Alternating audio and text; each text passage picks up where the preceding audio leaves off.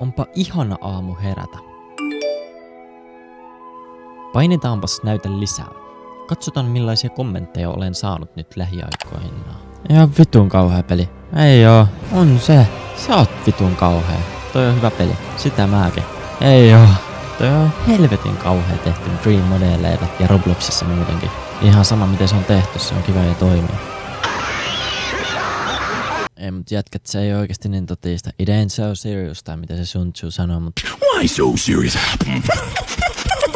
Ei, mutta kattelin tätä Bike Life Finlandin chartteja tai ylipäätään sitä peliä, niin se on hulluja pelaajamääriä nykyään. Jossain kohtaa se oli jossain ihan muutamassa pelaajassa, mä kävin katsomassa siellä jotain 10 pelaajaa.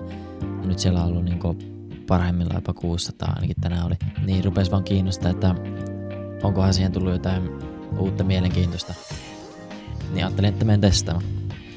Ja onhan sitten mun viime videoista jo jonkin aikaa, niin ajattelin, että näin 11 000 katselukerran ja 219 tilaajan kunniaksi aion tehdä part 2. Heti peliin liityttyä niin en huomannut mitään erikoista. Tai mitään muuttuneen. Heti kun mä spavnasin, niin mä näin, että Mikkeli-13 seisoo mun päällä, joten mä päätin tappaa sen.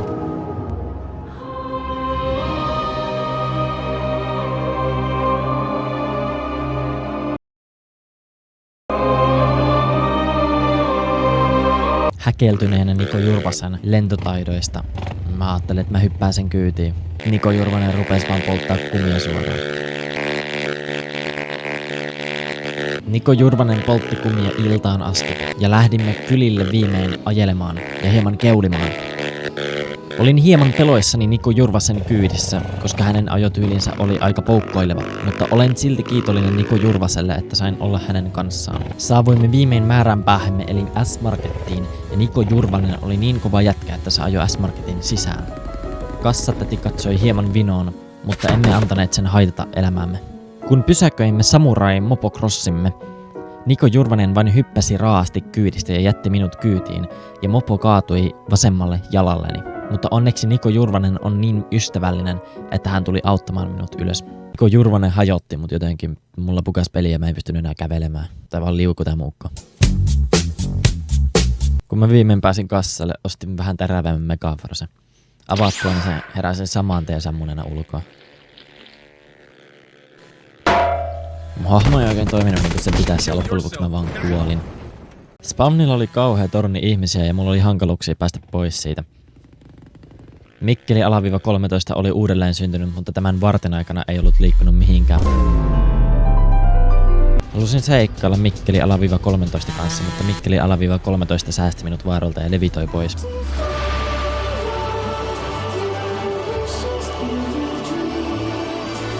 I was like... Pelin sisäiset bugit siellä sun täällä eivät haitanneet elämää. Kävin tarkastelemassa autotallia, josta olin viimeksi saanut traumat. Life is pain! I hate my... Ja PV oli ihan yhtä työn alla kuin viimeksikin. Ne ei ole saanut 2 vuodessa rakennettua sitä vieläkään. Yritin varastaa banaanin PV:n ja huomasin, että vanha kunnon rengasbugi maan sisällä on yhä toiminnassa. Avasin pyörävalikoiman ja huomasin, että ne on lisännyt rahasysteemi tähän oikeesti. Joutuu ostamaan jotain. Ehkä ne on kattonut mun video. Mopojen äänet ovat vieläkin paskat. Vapaalla keuliminen on vieläkin mahdollista. Manki tuntuu entistä laiskemmalta, vaikka ehkä se on vaan realismi. Ajoin jotain metsäreittiä, kunnes päädyin Appsille ja huomasin bensahinnan nousseen 2 vuoden aikana aivan helvetisti. Realismia sekin, I mean. Löysin hallin takaa limonaadin myyjän. Ostin häneltä limpparia. Hän vaikutti mukavalta, kunnes näin aseen hänen pöydällään.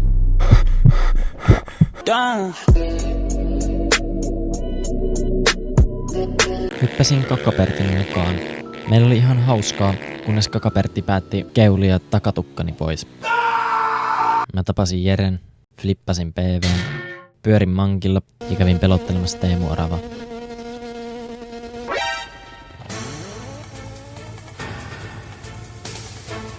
Pekonipäitä sataa taivalta nykyään. Pelissä parannettavaa muun muassa äänitehosteet ja sisältö. Aika vähän on tekemistä. Loppuarvosanaksi varmaan 6/10 tämänhetkisessä tilassa. Sain myös suosituksen pelata peliä nimeltä Untitled Drift Game, joka on ilmeisesti samalta kehittäjältä kuin Bike Life Finland. Driftaus ei ole mikään mun lempparilaji, mutta jos se kiinnostaa, niin peli vaikutti ihan rennolta. Saman tyylinen kuin Bike Life-pelit, mutta keulimisen sijaan ajat sivuluisussa rataa autolla, jonka äänitehosteina on käytetty Lähi-idästä nauhoitettuja pommitusten ääniä.